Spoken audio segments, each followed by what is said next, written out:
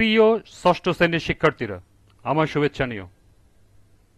আজকে আমি তোমাদের ইতিহাস ও সামাজিক বিজ্ঞান বইয়ের চতুর্থ অধ্যায় বিজ্ঞানের চোখ দিয়ে চারপাশ দেখি এর ৩৯ পৃষ্ঠার অনুসন্ধানের জন্য প্রশ্ন থেকে বিভিন্ন প্রশ্ন ও ছকের সমাধান করে দেব। প্রথমে তোমাদের বলবো, যারা আমার চ্যানেলটি সাবস্ক্রাইব করো নাই তারা আমার চ্যানেলটি সাবস্ক্রাইব করবে এবং আমার সাথে থাকবে। তাহলে চলো আমরা ক্লাস শুরু করি। সব প্রশ্ন মাথায় নিয়ে তারা গেল বিদ্যালয়ে। খুশি আপা সব শুনে বললেন, তাহলে চলো শুরু করে দেই তোমাদের প্রশ্নের উত্তর খোঁজা। শুরু হোক অনুসন্ধান। প্রথমে এসো তোমাদের প্রত্যেকের এলাকার দৃশ্যমান পরিবর্তনগুলো নিয়ে যার মাথায় যে প্রশ্ন আসছে তা চটপট লিখে ফেলি। আমার এলাকায় পরিবর্তন নিয়ে যে প্রশ্নের উত্তর আমি জানতে চাই। ১. আগে এই এলাকার ছেলেমেয়েরা কি কি করে সকাল থেকে রাত পর্যন্ত কাটাতো? আমরা এখন যা যা করি তার থেকে কি ভিন্ন ছিল, কতটা ভিন্ন ছিল? প্রশ্ন ২. আগে যখন কারো বাসায় ফ্রিজ ছিল না তখন আমাদের এলাকায় খাবার সংরক্ষণ কিভাবে করা হতো? চলো আমরাও আমাদের এলাকার পরিবর্তন নিয়ে প্রশ্ন লিখি।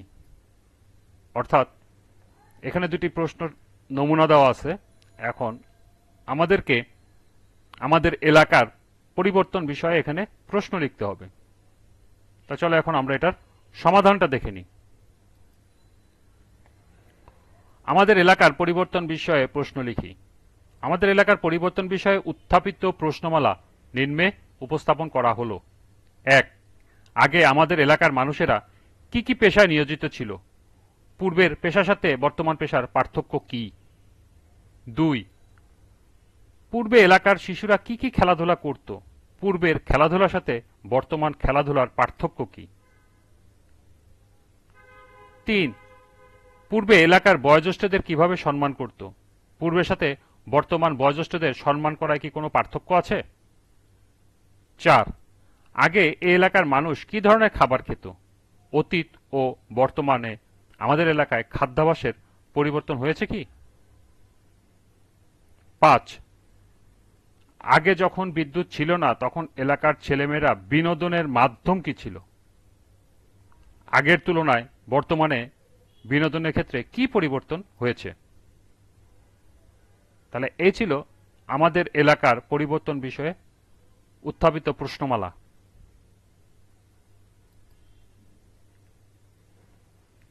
এরপর আছে প্রশ্ন বাছাই। এবারে খুশি আপা বললেন, চলো আমরা ৫-৬ জনের দলে ভাগ হয়ে বসি। প্রত্যেকে নিজেদের লেখা প্রশ্নগুলো বন্ধুদের জানাই। প্রশ্নগুলো থেকে আমরা এমন সব প্রশ্ন বের করে নেব যেগুলো উত্তর আমরাই নানা উপায়ে খুঁজে বের করতে পারি। সব প্রশ্ন কি অনুসন্ধানের জন্য উপযুক্ত? আয়শা বলল, আমি জানতে চাই কবে আমাদের এই বিদ্যালয়টি তৈরি হয়েছিল। বুশরা বলল, প্রধান শিক্ষক সেদিন এক বক্তৃতায় বলেছিলেন ১৯৯০ সালে আমাদের বিদ্যালয় প্রতিষ্ঠিত হয়েছে। এটাই তো আমরাও জানি। তুমি কি এটা আবারও জানতে চাও নাকি বিদ্যালয়ে কোনো পরিবর্তন সম্পর্কে জানতে চাও? আয়শা বলল, না বুশরা, তুমি ঠিকই বলেছ।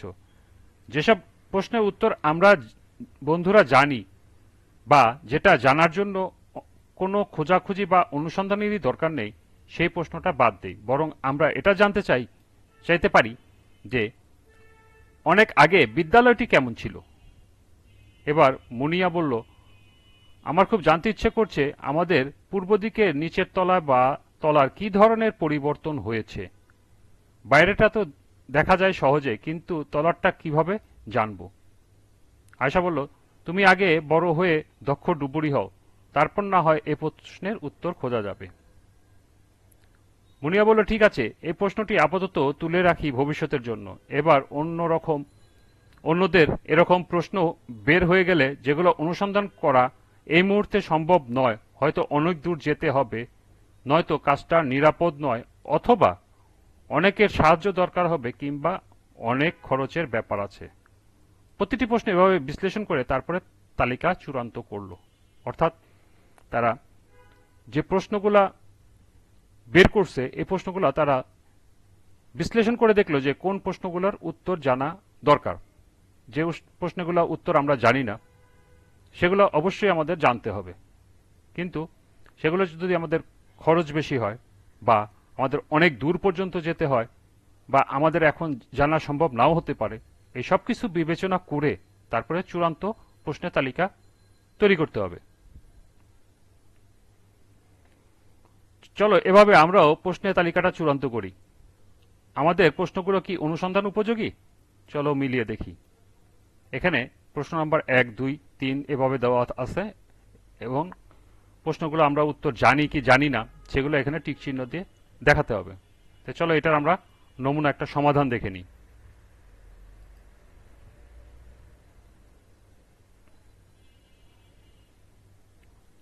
যেহেতু আমার এখানে উত্থাপিত প্রশ্ন ছিল 5টি, এজন্য আমি প্রশ্ন নাম্বার 1, 2, 3, 4, 5 দিয়েছি।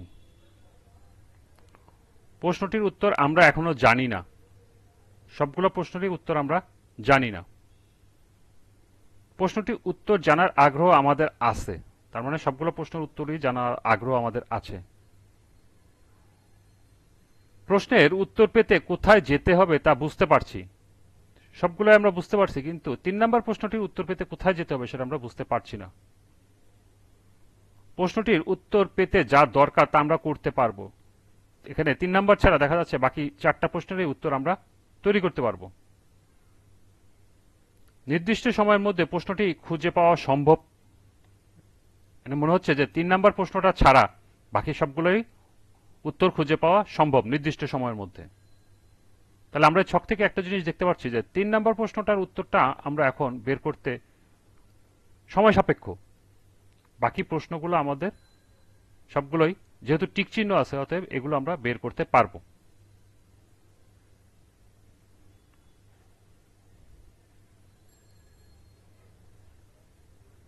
যে প্রশ্নগুলোর উপরে সব বৈশিষ্ট্য পূরণ করবে আপাতত সেগুলোই আমরা চূড়ান্ত তালিকায় রাখলাম।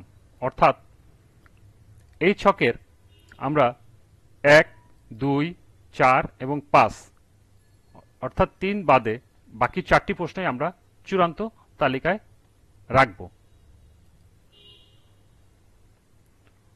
চূড়ান্ত প্রশ্নের তালিকা তৈরি। চলো এবারে সবাই দলে বসি এবং প্রশ্নগুলো দলের বন্ধুদের একবার পড়ে শোনাই। এবারে প্রশ্নের চূড়ান্ত একটি তালিকা পোস্টার পেপারে লিখে শ্রেণীকক্ষের দেয়ালে টাঙিয়ে দেই। এখন বাছাইকৃত প্রশ্নের তালিকা থেকে প্রত্যেক দল আগ্রহ অনুযায়ী একটি করে প্রশ্ন বেছে নেবে। এরপর প্রতিটি দলের কাজ হলো প্রশ্নের উত্তর খোঁজা। অর্থাৎ আমরা যে 5টি প্রশ্নের মধ্য থেকে 4টি প্রশ্ন বাছাই করেছি, সেই 4টি প্রশ্নের একটি চূড়ান্ত তালিকা তৈরি করতে হবে। কিভাবে? সেটা একটা পোস্টার পেপারে লিখতে হবে এবং সেই পোস্টার পেপারটি শ্রেণীকক্ষের দেয়ালে টাঙিয়ে দিতে হবে। চলো এখন আমরা এই পোস্টার পেপারের নমুনাটি দেখে নিই।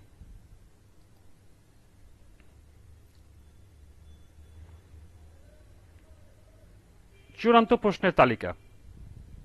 আগে আমাদের এলাকায় মানুষেরা কি পেশায় নিয়োজিত ছিল? পূর্বের পেশার সাথে বর্তমান পেশার পার্থক্য কি? পূর্বে এলাকার শিশুরা কি কি খেলাধুলা করত? পূর্বের খেলাধুলার সাথে বর্তমান খেলাধুলার পার্থক্য কি? আগে এলাকার মানুষেরা কি ধরনের খাবার খেত?